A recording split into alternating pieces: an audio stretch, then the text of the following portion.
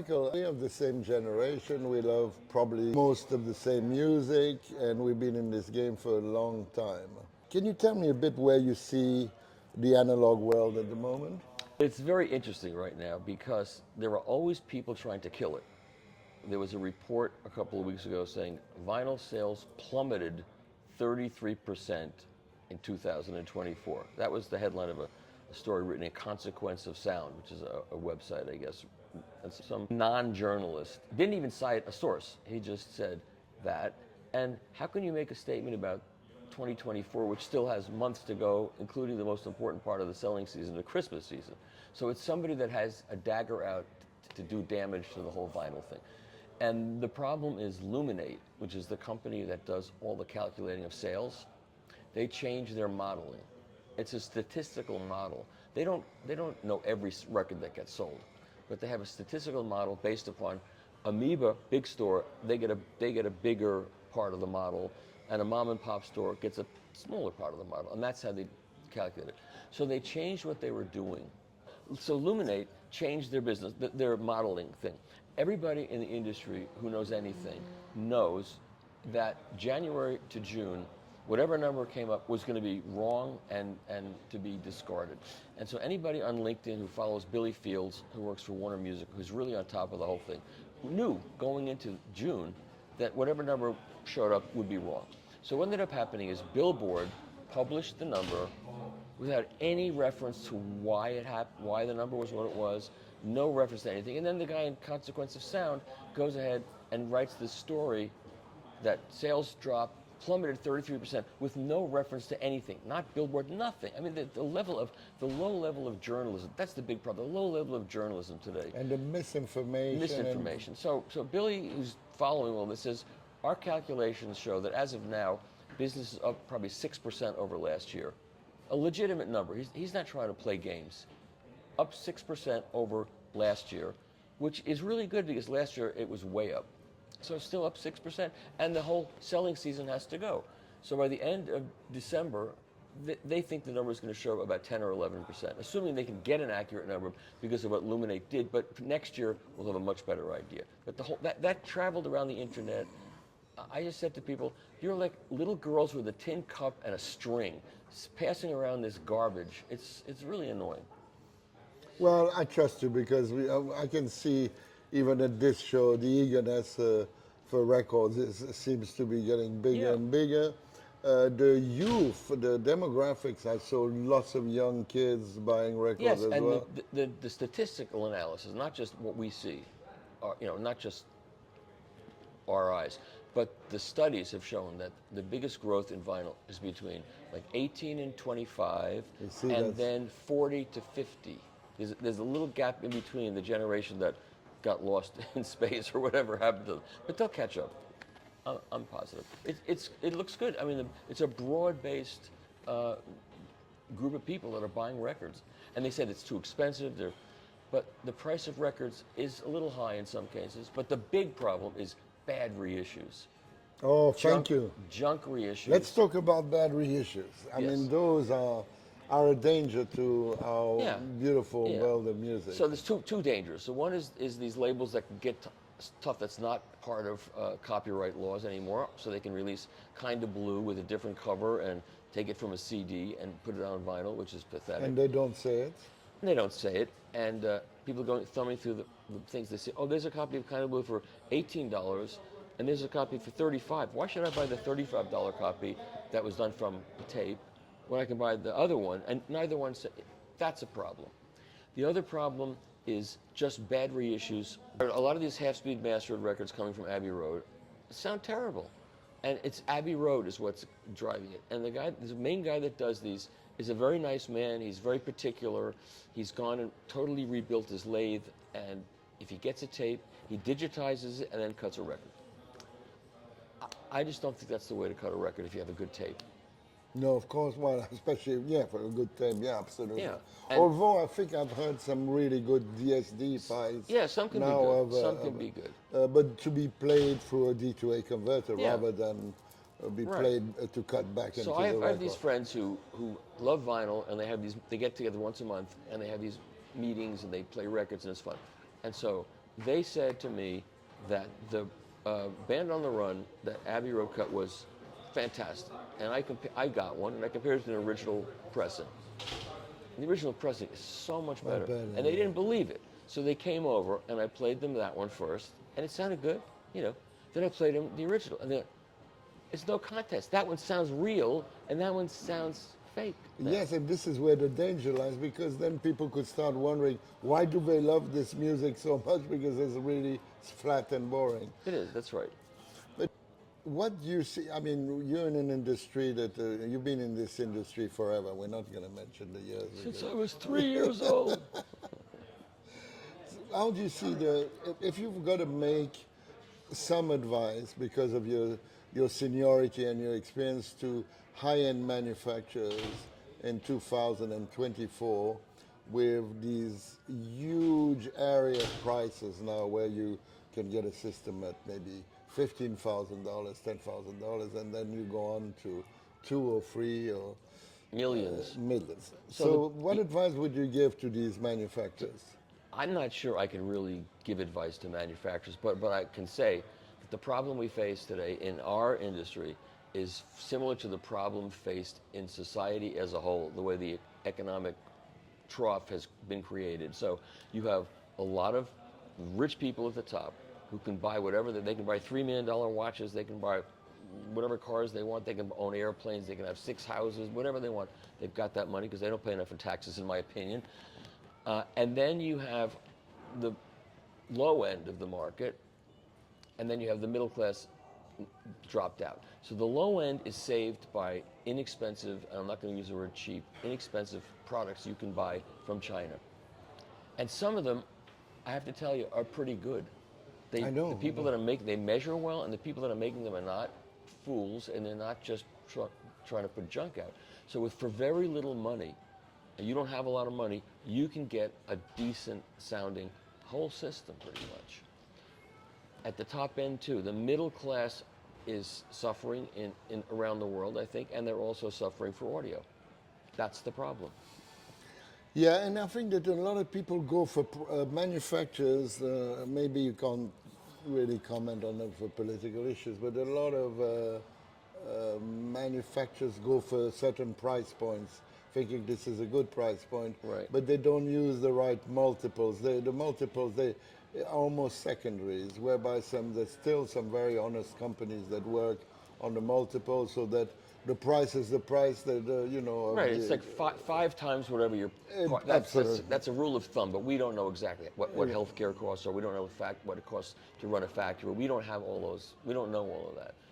The But- reason I bring this subject up is that music is, as you will agree, is something that is got a very good therapeutic effect and a very good feeling good effect. Yeah. And I don't see why it should only be a privilege to the very wealthy. It's something that we should be able all to share and not have put on the sideline. A lot of people say, yes, it's fantastic, but I could never afford that. Okay, there's used equipment. You can buy That's true. to get That's started on used equipment. There's lots of good used stuff that you can buy for That's true. for much less, just to get yourself going. If you don't have too much money now, maybe you'll make money later. People say, I can't afford a house. I couldn't afford a house till I was 41 years old. And so I didn't have a house. And the only reason why I ended up with a house is because I did work for TDK. I traveled around the country showing people how to take their vinyl and transfer it to cassettes. And in the process, I got on television and radio. I just talked about vinyl's the best way to listen to music. Vinyl, vinyl, vinyl. And they all said, it's going away, give up. And I went all over the country doing that, and I got enough money to put a down payment on a house. We all agree to that. Listen, evaluation of system nowadays have become very critical. As I said, with age you've got less space to make long stories about situations, events, etc. You tend to become a bit pragmatic. And I don't think that's a bad thing. Going through the floors of the Hotel Sobieski, I found that the sound was very similar regardless of what speaker, what amplifier. So I'm going for a tonal balance that is probably quite old and that needs a little bit of rejuvenation. There was 2 or 3 items, and I've already mentioned that escaped that sort of generalism. But there's reasons why that happens. You know, if they're all using the same measurement tools, which you can do, get very good measurements now, and then go for that same thing, you're going to get the same result. That's a very good point. And then the other thing that I hear from people, which is very smart, is that there was a period of time, and it wasn't that long ago, when recordings were horrible, bright and hard. And so manufacturers of speakers were saying, well, we better shelve it down a little bit. Oh, So they were very doing good. that. They were literally doing that to make, you know, I went to Harman International when they had to do their speaker testing. Think you ever do that? No. It's fast. So they have this plate. You sit in a room, and they have a speaker behind a screen. You can't see what it is, and there's like this pneumatic table that could put one speaker right in front of you, and you listen to it, and you have to make a judgment. And do you like it or not? And then another speaker shows up, or it could be the same one. They could fool you. And what they want to know is, can you identify the same speaker over and over again? They don't care what you like. Can you know, are your identifications reliable over time? And so at some point in this, I ended up saying, I know what your speakers are. Your speakers are that one and that one because they're the most linear and they're the most accurate. But I could never listen to those speakers because all the music you played was hard. It was so bright and hard. I know that was accurate. The speaker I liked best was that one. And we know which one that one was, but I won't say what it was. I said, that's the one because it was mellow. It mellowed out the horrible recordings. So that's a conundrum that manufacturers of speakers and electronics have to deal with. Yeah, but that's like tailoring the sound, and I Yeah, think that the everybody good. tailors the sound. You Well, yes, but to a certain degree, I think that the virtues of super high end or whatever you want to call it is that we are much closer to music than these other type of performance give you. And would you agree that when you listen to a system nowadays, you walk into a situation, a friend, a shop, etc., that there's nothing wrong in judging it quite rapidly? It's at this point in time in my life, I can judge it very, very quickly. It doesn't take a couple of minutes, and I got what's going on. Is And it like you feel it or you... hear it and both? And you know, and people say, I hear these criticisms, and I'm getting notice of it. Well, you're old. You're hearing. You should have your hearing tested because you can't hear anymore. I know your hearing isn't good That's beyond it. bullshit. Okay. Well, of course, it's like, okay, that's the physical aspect of my ears, but my brain is part of the process. And there's a guy that runs a website, I don't want to say his name, and I won't say his name, I do tests. And I had said there's listening and hearing are two different things. And he wrote a thing of mocking me, oh, you don't, yeah, because you can't hear anymore, so you have to say the listening. But it's listening and hearing are two different things. So I've got this kid that writes for me, he's going to be 19 years old, and he came over, and but he's a genius, so in 2 minutes, he said, here's what this speaker sounds like. And he's right, that's exactly what I think it sounds like. It's not a criticism of the speaker, it's what it sounds like. So yeah, I'm quite confident in 2 minutes it doesn't mean I can write a review in 2 minutes, but the general contours of what I'm hearing, I know in a few minutes, walking around this show. If I hear that, I know what that is. I know what that is. Yeah, I mean, I'm trying to remember, there was a beautiful rock anthem, something that talked about connection to your heart or something like that. And is that when you use your brain, you think, the way you describe it, is that you have to have that connection. It's everything. Exactly. Right, but I try to remove the hard part of it, just to you get wanna to what does it sound like. And then comes, you know, one of my writers says, I listen to it, if I don't respond to it, you know, emotionally, it's no good. But I don't, as a reviewer, I don't look at it that way because I know different people respond emotionally to different things. I want to know what it sounds like, and then I can talk about whether I respond to it emotionally. Because people like all kinds of different sounds, and you cannot tell them what to like. Correct, but I think the connection to the heart is probably the same thread for everybody. It all connects. Yeah. I mean, it's that feeling that we sit in a bar, you order a margarita, and then there's a piano, there's the saxophone, and there's that feeling. Yeah. And I think most good audio systems should be able to give you that feeling. Yes. And then the bass and the treble becomes very secondary at that point because you probably had already your ears taken off in a bar and you didn't say, oh, that's a bad saxophone or something like that. But you have to be able to articulate what you're feeling in words, and it can't be, oh, it's great, it's wonderful, it's the best I ever heard, because that kind of reviewing is useless. It has to be, why do I feel that way? What makes me comfortable in listening, what makes me want to listen more, what makes me relaxed into music, Exactly. and what barriers do products put up that I can't get beyond. And once I get to that point, I'm not listening as much because something's stopping me. If you can articulate that, and sometimes you have to analyze to get to that point, but that's important. I like the way you approach. Yes, well, for me, I'm a very drastic about this. You know, a lot of If people. it sounds mechanical or electronic-y, I just get off. So let's talk about our favorite speaker brand right now. You know, I love Wilson Audio. That's what I own. When they had the inverted titanium dome tweeter, that was a barrier for me that I had to get past. I loved everything else about the speaker, but that was a problem. So I would have to get past it with having a warmer cartridge or a warmer tube something in there. And now it's not that way. Now I think they're knocking it out of the park. But that tweeter was not good for me, but I liked everything else, so that happens. Talking about that product, let's have a word with our old friend that we miss tremendously. What do you think that David Wilson brought to the high-end industry? Oh, I could ask you the question where about do you- Harry Pearson, as an individual, Yeah, Mark where Clemens. do you want to start? I mean, you can start with the fact that he started making great records. He started recording, music and making great records, and then he had his little reference speaker that was accurate. It was not really meant to be a home speaker. It was really meant to be, and I interviewed Roy Halley. He was one of the first people I met when I started writing, and Roy took me into his place, and he said, when I want to hear what's on my record, I use this, and it was a Watt puppy. He said, when I want to enjoy music, I listen to this. And that was an IRS system with Jadis electronic. It was Harry Pearson's system. That's what he had.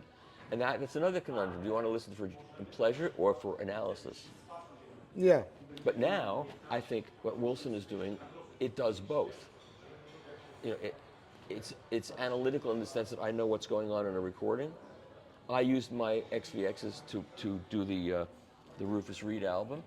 And when Patrick Leonard did his record and came down and heard it on my system, the first thing he said was, I want to mix my next record on your stereo. I want to come over here with my computer, that's all I need, and I want to mix my record on your stereo. Would you agree with that we have the right to talk to the audiophiles because you've been dealing with them for centuries? I'm one of them. I think of myself as... I don't like the term audiophile. I hate it because it's got a pejorative context. It's like I always say to people, would you rather be called an audiophile or a pedophile? Let me think about that. I'm not sure. That's a good one. No, but listen. Don't cut that out. Leave that in. It's funny and They have the right to be in completely, but coming from the music industry, it's very difficult to always relate to them. But the most important aspect that I think that when we read a review from yourself or few others, but not many. You mean the reviewers that start, and then what I did was and then I was thinking, what I should do is I put this in my system, and then I went for lunch, and then and then I wrote a poem, and here's my poem, and then 3 pages later, by this time you're water. 3 pages later, there's something about the equipment, but not enough to make any kind of judgment about anything. There's so many bad reviewers out there. I'm sorry, but there are. And there's good ones too. I'm always quote a lovely sentence that Alan Parsons said to somebody, and I don't remember who he said it to. But he said, we were audiophile, supposedly people with great equipments around him. And he said, what I don't like about these guys is they take my music to listen to their equipment. And I have a feeling that people like you and people like I'm going to include myself in there as well, should put that message out that at the end of the day, we're just trying to transport the music into the home, and that some systems will do it and some systems won't do it. I'll give you an example. So when I was younger and I had whatever my system was, which wasn't bad, I had a dual turntable and I had maybe a V15 or whatever, and I loved the Beatles. I had all the Beatle records. At some point, I changed something in my system where I heard on the song the night before that there are congas in there that I never heard, and all of a sudden I was hearing another instrument that I never heard. Wouldn't I want to hear that instrument? That's part of the mix. Absolutely. All these instruments, and the more you know, the more you listen, the better your system gets, the more of what's in the recording comes out. And that's, to me, is great. Talk to me about these. Talk to. It's crazy. About these fantastic records that you've been associated with back in the States. Okay, so this one, this is Rufus Reid presents Kalen Cardello. So this one, I went to a concert, a small concert in New York at the Jazz Piano Marathon right after COVID ended. And I went with my friend Robin, and there were a bunch of young pianists playing. And then all of a sudden, Rufus Reid walks in, a very, very famous veteran bass player. He's been on a lot of records, and he's a teacher and an educator, and also played. He drags his bass in, sets it up, and then this young man, Kalen Cardello, sits down at the piano, and the concert promoter, Jim Luce, is a friend, says, I said to Rufus, who's the next cat? Who is coming along that's going to show us new things? And and here's Rufus and here's Kalen. And they started playing, and they'd never played before. Rufus had been seeing Kalen playing around town, and Kalen is a graduate of William Patterson Music School and was a finalist in the Herbie Hancock competition in I think Cincinnati or someplace in the middle. I didn't know any of that stuff when I heard him starting to play. And after the first song, I said to my friend Robin, I said, this should have been recorded. This is amazing. He said, it is being recorded. Our friend Duke Marcos is back there recording it. And then I noticed all the microphones. It was a Fazioli piano, and then there were microphones on the piano, and there were ambient mics for the space. And so when it was over, I went over to Rufus Reid. I said, I want to if it sounds good, I want to put this out on vinyl. Can I do that? And he said, yeah, you can. You pay me. And I said, okay, we'll work it out.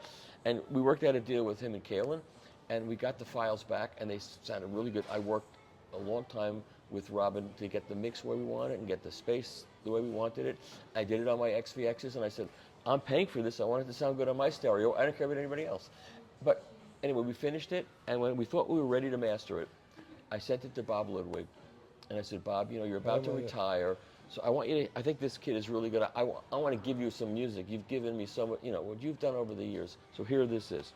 And Bob got back to me a couple of days later and said, I want to master this for you because I want my name on it, because I think in a couple of years, everyone's going to know this kid. So I said to my partner, when we decided to do this, we said we're not doing it for the money. We're doing the best job we can do, the best Stoughton jackets, and it's being mastered on Doug Sax's mastering system. So whatever Bob charges, we're going to do it and not worry about it. So that's what we did. So Bob Ludwig mastered this, one of his last projects, and it was cut on Doug Sax's cutting system. Oh my God, guys! You realize that this is a state-of-the-art and it sounds, combination. And it's a digital recording because that's what we had. But if you listen to this record and know it's a digital recording, you know that digital at this point can be just a storage medium for great microphones and great microphone technique, and it sounds I've phenomenal. got nothing, as I said to you earlier on, against nowadays this debate of digital versus analog. I think it's long over. Yeah. Everyone fits it as its purpose. And the fact that you and I, we vinyl addicts, it's better to be addicts of something else, and that we keep on searching. I mean, I have here bought like more records than I have space for again. Me too. But, I just bought 7 new pair of Madsen racks. They're going to show up when I get home. They're running out of space. But what contribution you think Captain Beefheart brought to the music industry? He didn't sell any records, I'll tell you that. But he influenced. Milky Way was a very good album. He influenced a lot. Trap Mask Replica. You can't listen to it a lot, but when you really want to get charged up, when you really want something that combines all different genres of music, 'cause he mashed up all different genres of music, and he will continue to influence generations of people because those records are not easy listening, but they're incredible. So another question, maybe we could finish this on a fun talk about music, because we talked about audio quite a bit. You know that there's this ongoing argument, having been in the record industry myself for many years, that I have with, for example, our colleague, or your colleague, Ken Kessler, that is has got a lot of knowledge, like yourself, about the music scene, how it developed from 50s, 60s, and 70s. And he is sitting with you on the US side of the pond, and I'm sitting on this side of the pond, and I'm saying, that the British invasion was very polite, but really, honestly, it all came from your side of the pond. So what would you say to that long ongoing argument? I agree that the Beatles and the Yardbirds made an impact on the US scene because they were well promoted, they got onto the radio shows, the right radio shows. But those bands already existed in the States, in different states, and probably I'm talking about Paul Butterfield, I'm talking about Mike Bloomfield. But they didn't sell many records. No, but when I'm saying, I'm talking about the influence. Where does the influence come? Okay, so look, all the great blues stuff came out of America, but Americans they didn't hear it because music was segregated, Exactly. the country was segregated. Exactly. It was race music, it was played only on certain stations. So, if I put on WBLS when I was in New York, I'd hear all that music. But not even that, because blues, black people did not want to hear the blues in the 60s and the 50s. They didn't want that. Oh, I didn't know that. That was from rural, that's when, sharecroppers, and they wanted urban music. So they didn't like blues. And so what you heard on BLS was modern black music in the 60s. And it took the Beatles and it took the Stones and the Yardbirds, all those bands, to go back to Muddy Waters and all the chess stuff. That's what they valued. That wasn't valued in America at all. It wasn't even known. That's true. So it was a question of politics. They made Americans, and then all of a sudden you'd see young people going to see real blues artists coming to town and get into it, and that's what they wanted. They wanted the real thing, and that is the result of Mick Jagger and all those guys. That they did that, and yeah, you could say they brought a homogenized version of it to America. They did. But all their influence came from your side of the That's pond. right, but we didn't even know what that stuff was. No. That's what's so crazy. So they popularized it, but effectively the roots you'll agree, are still in it. Of course. And, I want to tell you a quick anecdote about why I like so much more US rock than British rock. I don't want to generalize because, of course, I love the Beatles, I love the Stones. But there's a lovely story. There was a club in Hamburg where the Stones and the Beatles and the Pretty Things, the Star Club, played. And that was late 60s, early 70s, or mid-60s. Yeah, pretty early 60s, actually. Even the early Beatles were there in the early 60s. 60s. And they were very successful. And they had a lot of charisma. And then shows up from the barracks, U.S. barracks, a very good little U.S. band called the Monks. And the Monks were absolutely outrageously good. And I have to say they're probably one of my favorite bands ever for their simplicity, naivety, and the way they use instruments and the way they play.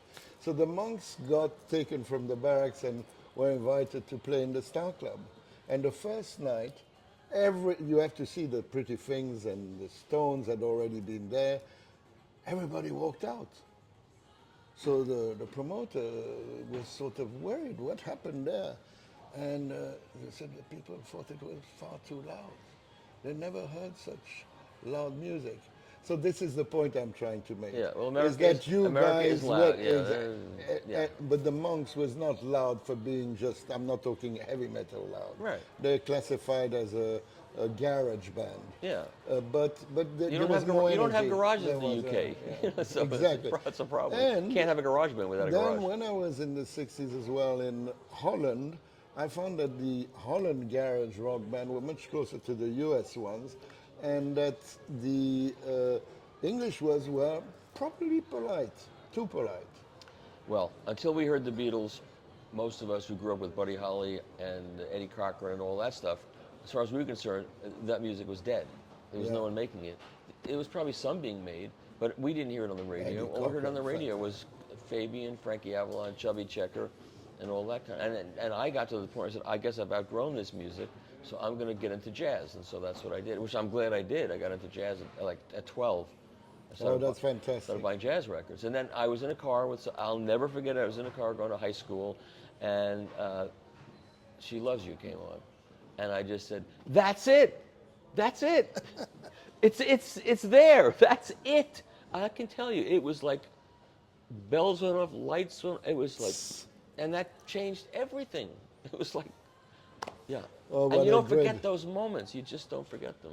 I want the kids and everybody to start enjoying more and more this music because checking the channels, they're not like these little Justin Timberlake type of voices. Is something else. Yeah, well, What was there's it? so much crap on Who the did radio. it? She's something else? Was it Eddie Cochran? No. Yeah, Yeah, there's a very good version by the Sex Pistols as well, you know. But then if you put the two together, I still prefer the Eddie Cochran for yeah. some reason.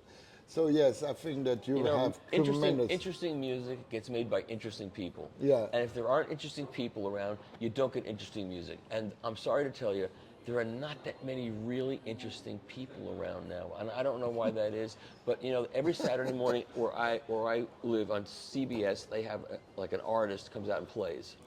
It's a band, and they say, "Oh, this is a great band." They come out there, and they're like, they don't move, and they look, well, and they whine, and then the song is over, and you go, "What the hell was that?" How about taking over the stage? How about looking into the camera and doing something the way they did it in the 60s? And you watch these. This is such a good interpretation of the facts, you know. It's one after the next. It's, and then the drummer is like, "It's Keith Moon." Okay, this is the Keith Moon, but play the drums. It's like, and then the keyboard is just.